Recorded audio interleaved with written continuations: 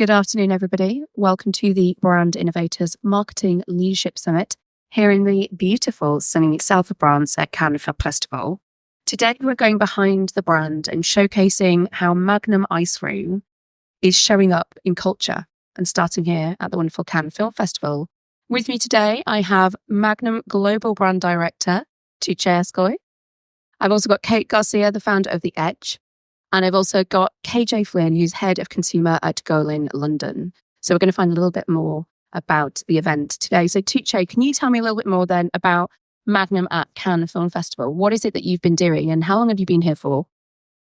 First of all, we are very happy to be in Cannes Film Festival once again, the 11th time this year in a place where we call our it's been quite a journey for us. When we started in Cannes, actually, it was quite unusual for a food brand, an ice cream brand, to be in Cannes Film Festival.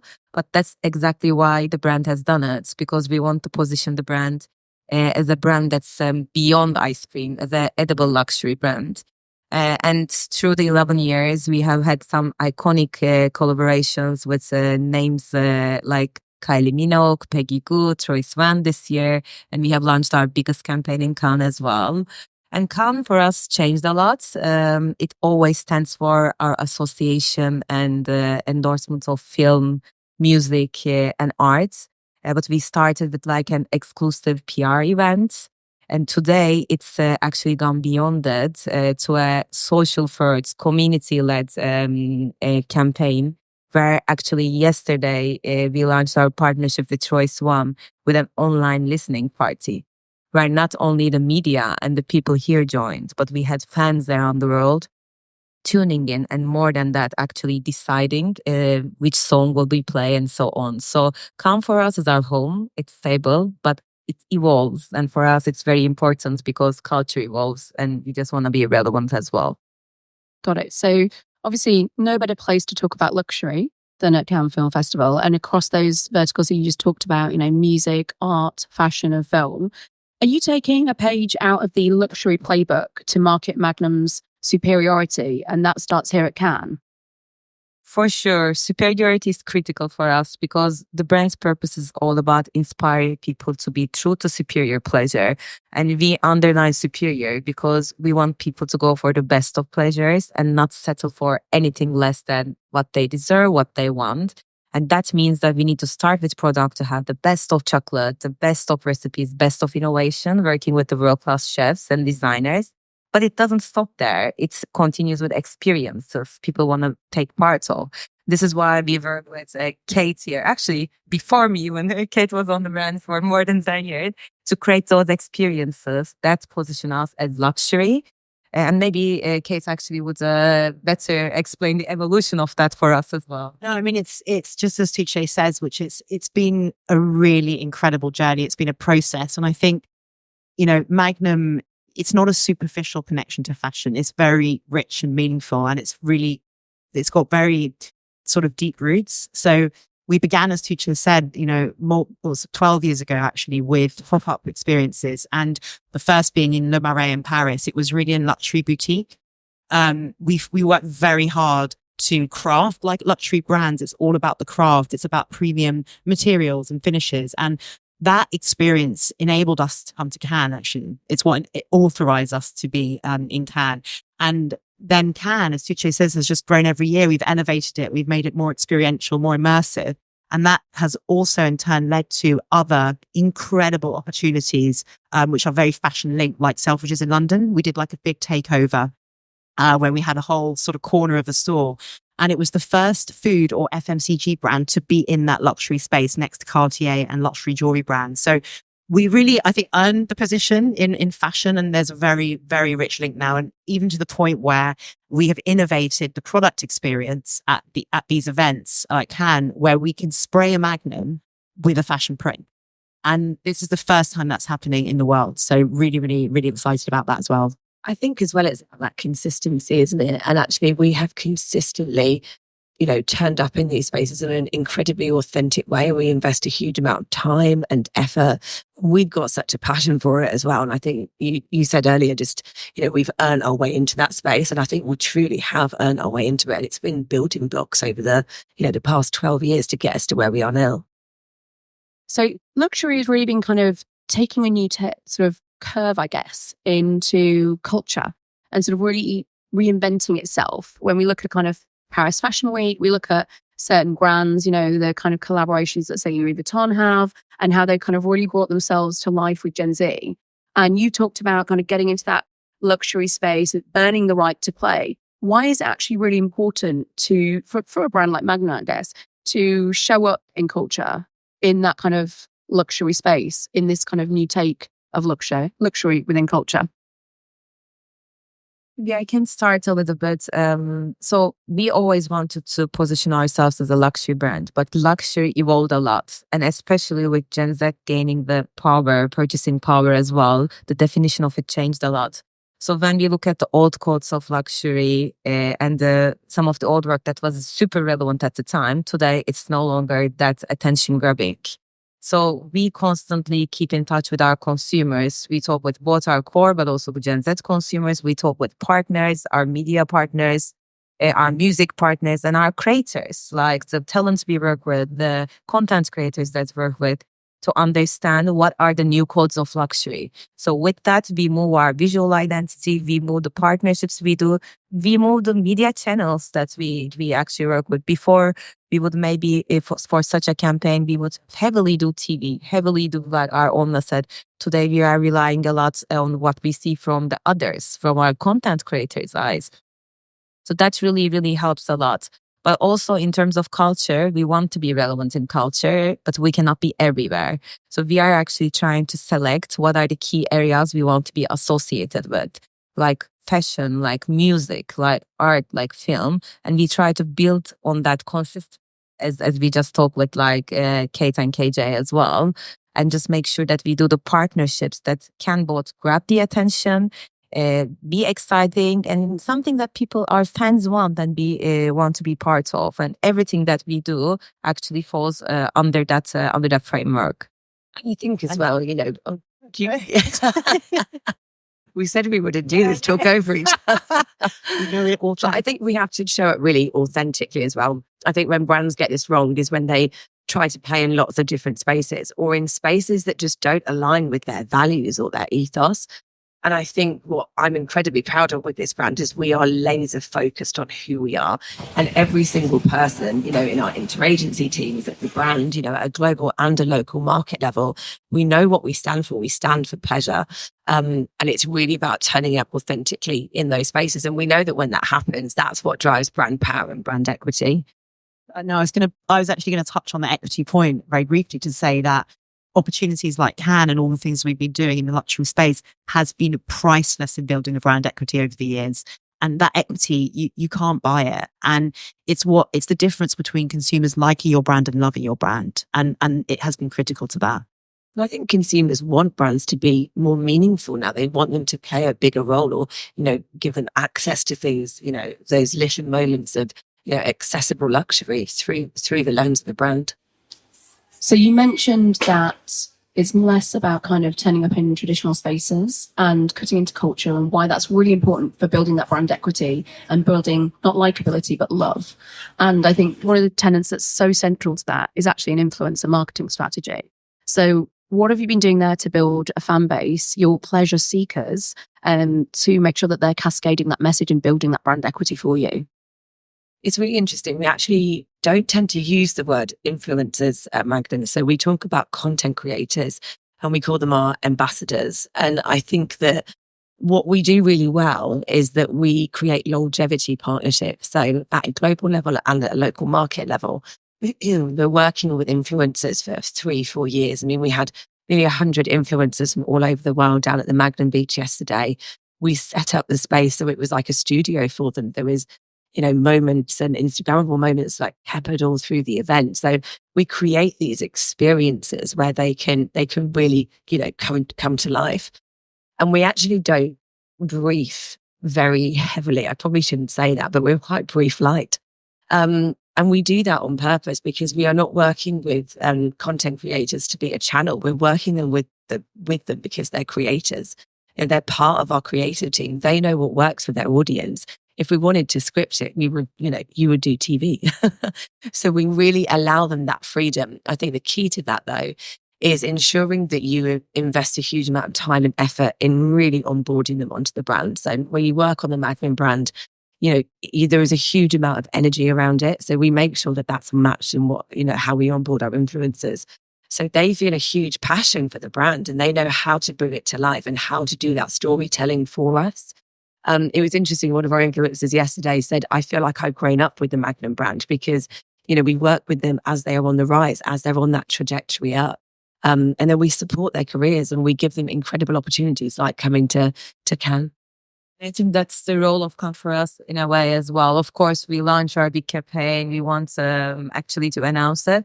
But in addition to that, this is the place where all of us meet every year. And it's such a great moment where, you see they're your friends. Like we call like our content creators, the friends of Magnum. And they are part of the experience, but they're also part of the creation, even the space, like the space that we have today, which now they love. They said, this is the best so far. The reason is because every year we take their inputs, we try to work on it, build on it and make it like much more relevant to them. So the co-creation and, really being friends with them and building that relationship really, really helps. Now, this all sounds very well and good in building that brand equity and your brilliant kind of influencer marketing strategy and making them friends of Magnum and your ambassadors rather than just influencers. But how does that actually help sell product and bring the product to the hands of your core consumer? So how do you actually, go beyond the influencers and actually bring these kinds of luxury activations and experiences, that sensorial experience that we all know from consumer Magnum? How do you put that in the hands of the consumers? Well, when it comes to, obviously, we are very focused and very protective of our luxury experiences. So it's really the jewel in the crown of Magnum, and we're very protective over them. We're very selective about where they go, but we ultimately want to bring it to our Magnum fans where they're celebrating and enjoying pleasure, that in the really the best places. So we're looking at events like Cannes, through to music festivals, through to fashion destinations, shopping and cultural events. And I'd say we're always trying to get to newer and exciting locations. And we're always very agile at responding to opportunities. So if an opportunity pops up for a really unusual destination or location where we think our fans will be surprised and excited to see us there, we can respond really fast in terms of our production. So the other thing is we do use these experiences as a way to connect with fans and the fans of the icons we work with. So, for example, a couple of years ago, we worked with Miley Cyrus and we had a campaign and everyone loved it. But actually, no one can directly get the product that she holds because it's like a gold sprayed Magnum, etc. And they were like really, really wanting it. We just took it. We worked with the social media manager of Miley Cyrus. Miley was in Lollapalooza at the time. We together ate. We organized this beautiful ice cream truck that's branded with Miley and the way that she wanted to create it. And then she immediately tweeted to her friends, look, my ice cream will be there. It was huge queue, everyone waiting to get that ice cream. So to what you asked about, like how do you get the products in the hands of the consumers? Yes, they get this inspiration, they get those partnerships, but when they're like frustrated because they cannot get the product, that's not good for us. So we really try to follow how do we get there. And this is now like a model. We did the same with Peggy Goo. We went to Pleasure Gardens. We did again the customized truck for Peggy, the customized product for Peggy. So it's all about really building those experiences and giving fans what they really want as well. I was just going to add to that it's also digital. We're trying to digitalize it. So we're also trying to do it where people can't get to the experience like necessarily it can. We create these beautiful experience boxes now, which we put a lot of love into, and we can actually, and we sort of send them out to lots of markets, and the markets distribute it to Magnum fans as well. So yeah, watch the space for, you never know, one might arrive on the doorstep. And I was actually really intrigued to see what you did yesterday with the Troy Sivan listening party, because obviously you had a big press pen, you had all these ambassadors that you brought to Cannes Film Festival, but you connected with fans by having them interact with these 3 remixes and then able to purchase the product that was related to first shoppable press conference, which is an incredible way of linking 3 things that traditionally never is, and bringing that kind of that brand equity and experience here right to their front room. And I thought that was incredible. And there was just a lot of emojis on that screen yesterday. And I think it's also like starts with not having assumptions, because when especially you work at a brand for so long like us, you can also like, yes, build on a model that works, but you could also get too comfortable saying, oh, this works, this doesn't work. But because the culture is changing, because technology is changing, and the people's expectations and behaviors are changing, I think also the secret is a little bit on like keeping challenging ourselves. Is there a new way of doing things? Like, is there a new way of the traditional press meeting? Like, Troy actually started in YouTube. He's massive in YouTube. His fans are in YouTube. So why not really get the fans to join from his native channel, which is YouTube, to the listening party? So it was the first time we called the press meeting a listening party and gave the fans the control. So I think it's just one example of how we try to keep challenging ourselves. This all sounds too good to be true. I'm not going to lie. Is this actually successful? What's the kind of metrics here? Because this sounds like a dream. What's the kind of proof points that you can get from this? KJ, I think you'd had a few pieces about share of voice, right? Yeah, I think that, we have to look at measurement in around, and we actually can't just look at share of voice anymore. We have to really think about what are we trying to achieve as a business. And actually, Magnum is a global powerhouse of a brand. So every country, every market has, they are at a different part of their journey. Is it awareness? Is it consideration? Is it advocacy? Where are they sitting and what do they need, this to achieve? So I think actually when you look at measurement, which historically, from an earned and a PR perspective has always been incredibly hard to prove the value of it. So now we really look at how can we sort of tether those KPIs and how can we tether the measurement into where they are in that sort of customer journey and in that funnel as well. And also to be very honest at your question about like, oh, is it like a dream? Everything is perfect. Like, of course, there are things that work and that doesn't work. So every year we try to almost keep like 80% of our plan now to make sure that this is what works. So we just make sure that basics are done and then we keep building on it. And 20%, we leave it to experimentation. So whether it's like a new media innovation. So for example, last year we had a huge partnership with TikTok. Like we took the risk to actually, instead of going with like a global talent, we actually went with like someone that started in TikTok and had a viral song and became a huge musician, which was Jake. This year, we started actually a big partnership with Spotify, targeting people based on their moods to serve them playlists of Troy's like 3 mood remixes. So every year we try to keep an experimentation pot and then we know what the basics are. And if they work, they're also in next year's plan. If they don't work, we just learn from them. So, and there have been cases that we learned and didn't work as well. But in the end, it's just a model that moves us forward. And so that means you're very agile as a brand, right? Yeah. And as a team as well. I think, we as agencies have to thank our, technically our client, but they don't feel like clients. We are incredibly collaborative as interagency. We feel like one team. And I think what that allows us to do is have a huge amount of trust in each other because we know each other. We spend time together.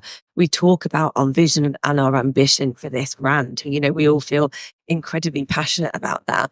And so what that allows us to do when you've got that trust in place is, to really push the boundaries and say, look, I think we should try this. I don't know if it's going to work, but let's try it. Let's test and learn. And then, we can constantly evolve together and we can have really transparent and honest conversations with each other. And I think that's what really drives us forward as an innovative brand. Yeah, I think it's almost like we spar off each other like quite a lot. We actually have like a brain trust and we come together. And I think it really propels you forward because there are some really sharp people on this brand. And I think it pushes you to do better all the time. But I think the trust point is massive. I mean, the things that the team have enabled us to do experientially on this brand is incredible. That's what's really led it to where it is. And people often ask, what does it take to crack experiential? Like other brands, they ask that if they're looking to do it. And my answer is always a belief in experiential. There aren't really metrics around it. It's about belief. And the Magnum team has really got a true belief in it, I would say. I think that's really similar to PR, actually. There's a huge amount of trust that the brand has put into us in how we sort of drive that earned media and social and our content creators, how we push that forward and how we try new things all the time. So thank you, Tugce, for that. Was that your design then, Tugce? Because obviously as the global brand lead, trying to manage the agency mix and the innovation between the product, the ways in which you're showing it, this, 20% of kind of testing and learning and seeing what might happen. What is that your design to try and bring the agencies together and help you innovate? I think it's a bit brand culture. So this is why Magnum is a brand that when you come to the brand, you don't want to leave because it's the setup is also people before us set it up that way as well. I think what we also did is making sure that while everything, the lines between commerce, media, content is blurring, the lines between the agencies, partners blurred as well. So I think the thing that we have done in the recent, the last 1 year especially, is understanding the value of talking to each other, working with each other. We don't see experiential CR or social as separate. So we are actually seeing they're quite integrated, and the power we unlocked by just connecting these few dots have been incredible. And that's the way we work. I think we over communicate. We are extremely connected. And I think we also enjoy each other's company and talking. And even if we fail, even if we do mistakes, we have the trust environment that we are not scared, but we are thrilled that we are moving forward, and that adrenaline keeps us going as well. I love that. Well, what a way to kickstart your summer season here at Cannes Film Festival with your innovative social first press conference and with your choice of kind of 3 remixes aligned to your product. What's next? What's next this summer? So summer is, of course, very important for us because people do love having an ice cream in summer, and the activations continue throughout now from here to the local ones as well. So you will see that from Germany, France, Italy, all around the world, this continues. But it doesn't stop in summer. So one of our biggest objectives right now is to actually bring the pleasure of ice cream outside summer as well, because actually the other months are where people have the least of pleasures, and when they deprive themselves of ice cream, which gives a light moment of uplift, is also a shame. So what we want to do is to really change this and to inspire people to find pleasure and find those moments of summer beyond. So we just actually launched a campaign called Find Your Summer. And it's been an incredible campaign on the insight that actually we want people to take those moments outside that summer as well. We shot the film in Argentina, and it's a beautiful black and white film, and you can actually see the moment you have a bite from an ice cream, how much it lightens you up, brightens your day as well. So we really, really want to push that through the other months as well, just to make sure that people do remember that there is an option. There is an option to actually find your summer outside summer as well. So we're really looking forward to building this on the coming years as well. So I love how you're even innovating with literally how your category operates and breaking through that seasonality. So looking at every single touch point that as the brand, you can innovate and find new ways to work. That's incredible. Ladies, thank you so much for taking us behind the brand at Cannes Film Festival. For Magnum, thank you so much for your time. Thank you.